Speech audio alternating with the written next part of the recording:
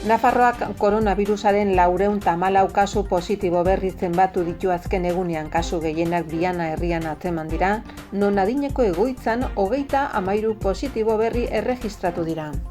Euskeraz ulertzen duten herritarrei Euskaraldiaren 2. edizioan parte hartzera dei egiten die Euskera Bideak. Azaroaren 20tik abenduaren 4 bitartean aho bizi eta belarri prest izateko izena eman dezakete. Nafarroko gobernuak suspertze ekonomiko helburu nagusi duen aurrekontuen aurre proiektua onartu du. Gobernuak Nafarroa koloretan marka ofizialki aurkeztu du. Pandemiari aurre egiteko osasun neurri eraginkorrak esekitu dizkio Ernaik Nafarroko gobernuari. 200 erakundek adierazi diete babesa prebentzio komunitarioko zerbitzuei. 21 ikasle taldek parte hartu du dagoeneko natura sentitzea programan, non ingurumen hezkuntza Iruñeko parke eta lorategietara eramaten baita. Zinemaren sorreraren 125. urteurrena eta berdintasuna eta genero topikoak landuko dira Zibibox sareko haurrendako eta familiendako antzerki lanetan azaroan. Urtarrilean hasiko den iraupen eskiko eskola kanpainarako izen ematea zabali dago. Kontzertua rock and roll gutxi dago Indara aretoan ostiralean gaueko 9:00. Hitzaldi tailerra ez bota guztion artean konponduko dugu. Geltokin larunbatean goizeko 11:00 eguerdiko ordubitara.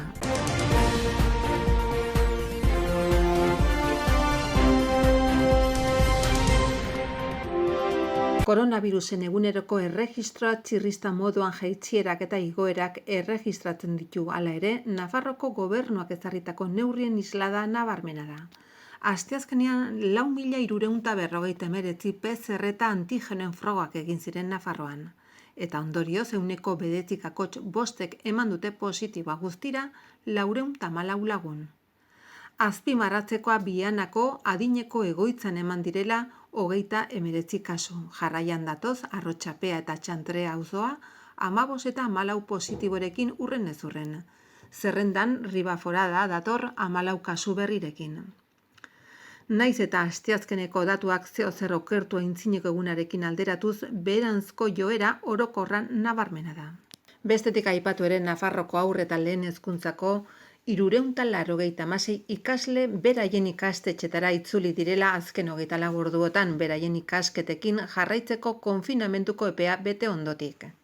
Ikasle guztien artean 3,13 daude konfinamenduan. Bestetik osasun sistema publikoko osasun profesionalei dagokionez osasun bideak jakinarazi duenez gaur egun 137 positibo aktibo daude eta azken astean 47 kutsatu berri izan dira. Ja 13.000 profesionalek osatzen duten plantillan. Zonaldeka Iruñ herrian positiboen 47 erregistratu da, Tuterako eremuan 23 eta Lizarrako kasuan 10. Gainerako positiboak 20, Nafarroko beste eremu batzutan banatzen dira. Herritarrekiko harremanetarako departamentuak Euskara Bidea Nafarroko Euskararen Institutoaren bitartez Euskaraz ulertzen duten nafar guztiei dei egiten die, Euskaraldiaren 2. edizioan parte hartzera eta aho bizi edo belarri prest gisa izen ematera. Azaroaren 20tik abenduaren 4 bitartean gauzatuko da ekimena. Euskaraldiaren webgunean eman daiteke izena baita hainbat herritan jarriko dituzten informazio gunetan eta mugikorretarako sorturiko aplikazioetan ere. Euskaltzalen topaguneak antolatzen du Euskaraldia, euskararen lurraldeko erakundekin elkarlanean. Nafarroako gobernuak Euskara Bidean, Nafarroko Euskararen Institutoaren bitartez, entitate horrekiko lankidetza hitzarmena du 2018tik. Nafarroan Euskaraldia antolatuz gizartean euskara erabiltzea sustatzeko. Euskaraldi ariketa kolektiboa da, euskaraz ulertzen duten herritar helduen hizkuntza ohiturak aldatu eta hizkuntza horren erabilera areagotzeko eginikoa, eta euskararen lurralde orotan antolatzen dena. Gizartean euskara gehiago erabiltzea eta horretarako aukerak sortzea da xedea. Belarri prest grisa izen emateko autua egiten dutenek jarduerak irauten duen bitartean euskaraz hitz egin diezagietela nahi dute, hizkuntza ulertzen baitute. Aho bizi rola aukeratzen dutene berriz konpromisoa hartzen dute hizkuntza ulertzen duten guztiekin euskaraz mintzatzeko. Herritarren parte hartzea bideratzeko batzordeak eratzen dira udalerrietan. Edizio honetan handitu egin da Euskaraldia antolatuko duen udalerrien kopurua. 2018an 106 udalerritan sortu ziren batzordeak eta aurten 122an. Euskararen lurralde osoan 421 udalerritan osatu dira Euskaraldiko batzordeak. Bestalde, edizio honetako berritasun nagusiak ariguneak dira, funtzioak euskaraz gara daitezken guneak, ulertu bederen kide guztiek ulertzen baitute. Orotara, 6.737 entitatek, enpresak, erakunde publikok eta gizarte entitatek, 25.081 arigune sortzeari ekin diote euskararen lurralde osoko 8.174 gunetan. Nafarroan 684 arigune sortu dira. Mota guztietako enpresek, entitatek eta elkartek sortu dituzte euskera erabiltzeko gune horiek. Saltoki txikiak eta zerbitzu emaileak, elkarteak, hezkuntza eragileak, zerbitzu enpresak eta erakunde publikoak dira ugarienak. Baina badira halaber enpresa txikiak, gizarte eragileak, sindikatuak eta bestelakoak. Nafarroko gobernuak atzoko bilkuran 2021erako Nafarroko aurrekontu orokorren aurreproiektua onartu du 4.870,5 milioi euroko kopuruarekin, eta 4.481,4 milioi euroko gastu ez finantzieroaren muga aurreikusten du. Hots, kopuru absolutuetan 224,8 milioi euro gehiago. Gainera finantza gastua 389 milioi euroko izango da datorren urtean.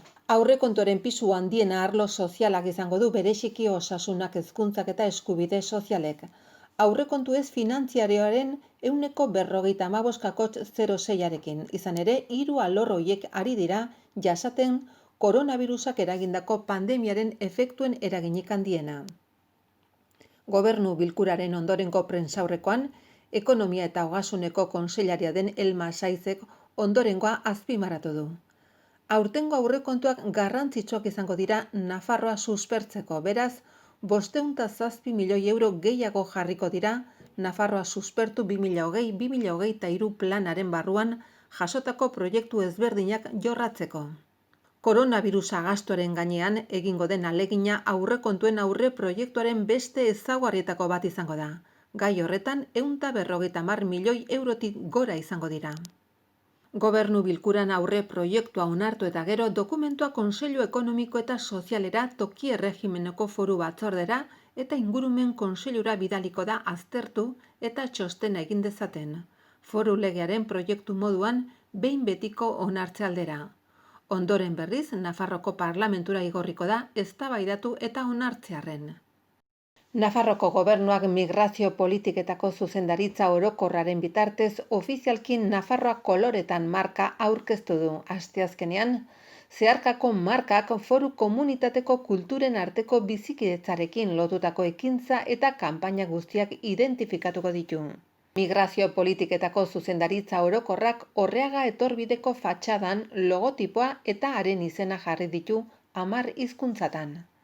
Nafarroko gobernuaren egoitzaren aintzinean prentsaurrekoa egin dute Ernai Gazte antolakundako kidek pandemiak eragindako egoerak okerrera egin ez dezan, osasun neurri eraginkorrak ezarri ditzaten eskatzeko.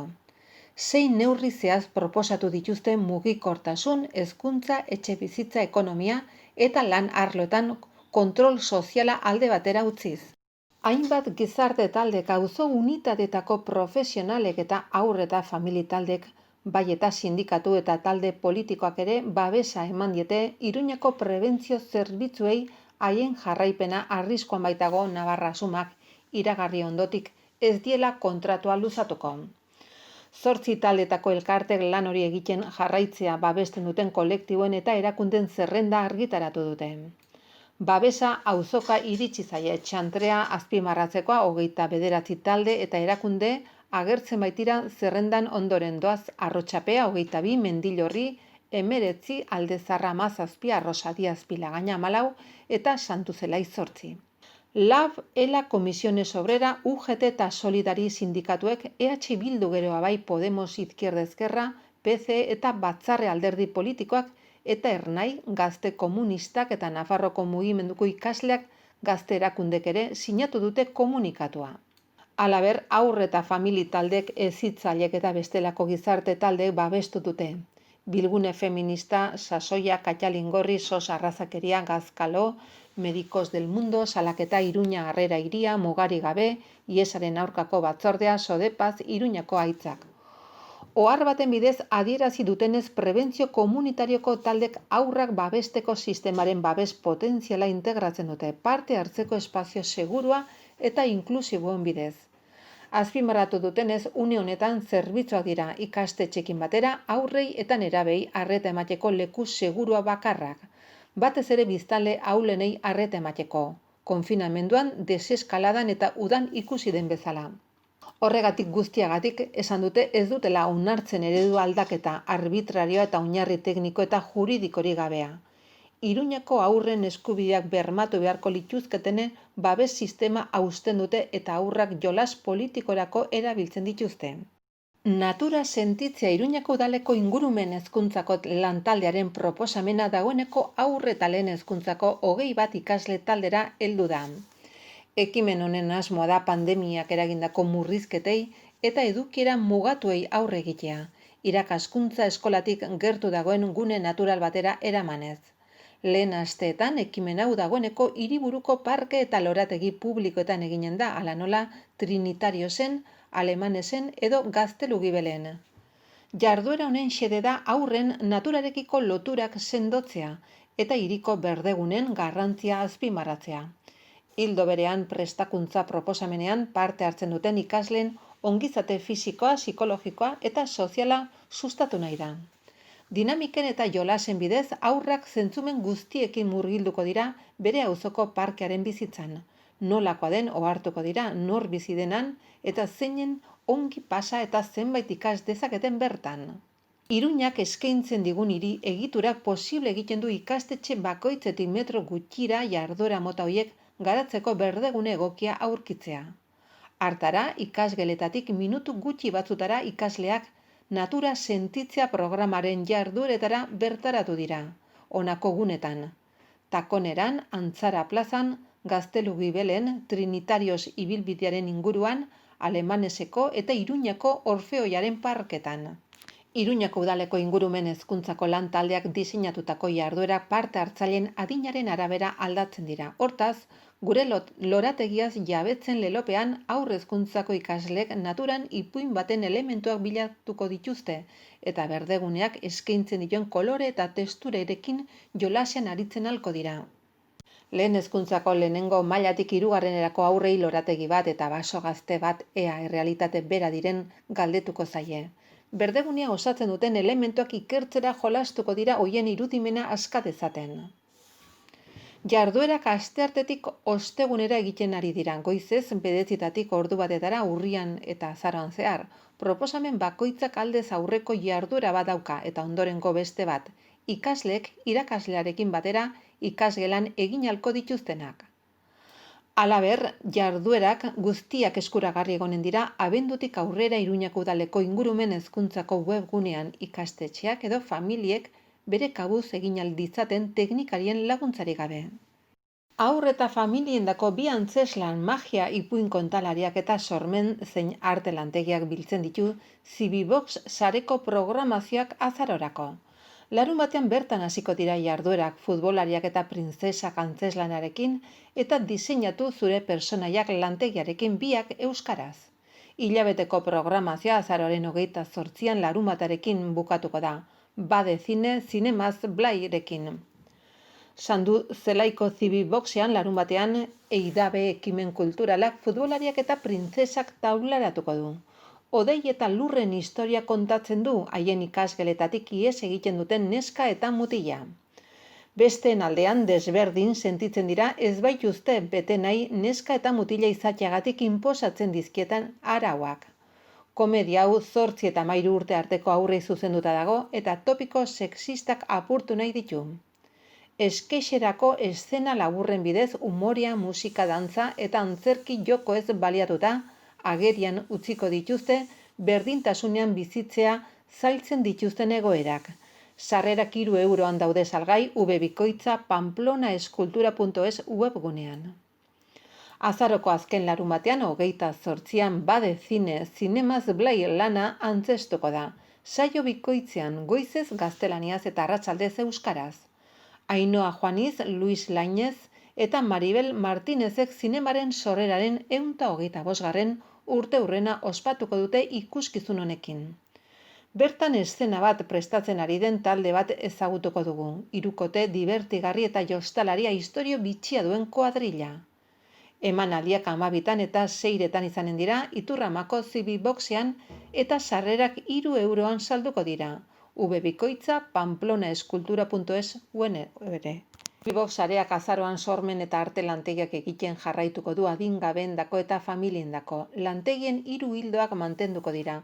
Oin txiki xikinak, esku txiki margotzaileak, 8 eta 24 hilabete bitarteko haurtxoentzat. Familian mundu txiki-txikiak sortu lantegia 4 eta 6 urte bitartekoentzat eta ipuinak ilustratuz 6 eta 11 urte bitartekoentzat. Azaroan Halaber ipuin kontalariak magia eta beste hitzordu batzuk egonen dira doan aurrez izen emanda bikoitza pamplonaeskultura.esen 010 telefonoan edo aurrez aurre edozein Zibiboxetan. Azaroaren 14an larunbatarekin Marcos Magoa Milagrosako Zibiboxean izanen da 12 eta 6. Zabalguneko Zibiboxean irri egiteko magia eta ilusio magikoak 1857 ikuskizunekin 4 urtetik gorako haurrei zuzenduak. Ipuinak Maite Perez ipuin kontalarien eskutik helduko dira azaroaren 21an larunbatarekin udazkena munduan barna izenburupean 12 Zabalguneko Zibiboxean euskaraz eta 6 Milagrosako Zibiboxean gaztelaniaz. Azaroaren 26an ostegunarekin Kontestableko Zibiboxean Pablo Sarasate musikari eta konpositorearen historiak eta abentura kontatuko ditu Sergio de Andresek. Ipar Eskiko Eskola kanpainaren antolatzailek 37. edizioa aurkeztu dute. Aurten urtarrilaren 11tik apirilaren 30 egingo da. 2000 parte hartzaile izango ditu, pasaden urtean baino 4.000 gutxigo eta izen emateko aurre inskripzio irekita dago helduden abenduaren 2 bitartean. Programak izango dituen 2000 parte hartzaileek osasun eta segurtasun protokolo zorrotzak bete beharko dituzte. Azaroaren 6a ostiralean Iruñera itzuliko da Aipoko rock and roll gutxi dago, Tribut Festival jaialdia 3 orduko kontzertua rock talde nazional onenetako 3 alderdi omentzeko. Ez bota guztion artean konponduko dugu hitzaldi tailerra larunbatean geltokin, goizeko 11etatik eguerdiko ordu bitara. Repar Cafe eguneroko erabilerako objektu txikia konpontzeko haiei beste modu batera begiratzen eta haietan balio berri bat ikusteko ikasteko bilera informala da. Sarrera debalde da eta espaziora etortzen diren bizilagunek hondatutako objektuak konpon ditzakete. Boluntario adituen laguntzarekin ingurune atsegina.